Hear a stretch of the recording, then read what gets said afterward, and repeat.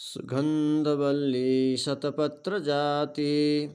सुवर्णचम्पा बकुलोद्भवानि गृहाण देवेश मयार्पितानि प्रभो हरे श्रीतुलसीदलानि त्वमेव माता च पिता त्वमेव बन्धुश्च गुरुस्त्वमेव त्वमेव विद्या द्रविणं त्वमेव सर्वं मम देवदेव पितासि लोकस्य चराचरस्य त्वमस्य पूज्यस्य गुरोर्गरीयान् न तत्समस्तोऽभ्यधिककुतोऽन्य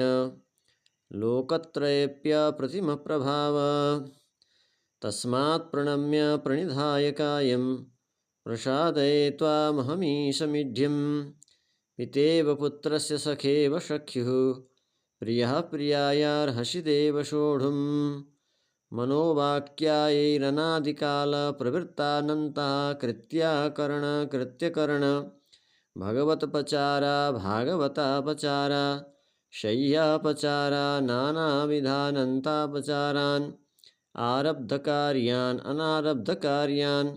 कृतान् क्रियमाणान् करिष्यमाणांस सर्वान् शेषान् क्षमस्व इति मंत्रपुष्पाञ्जलि।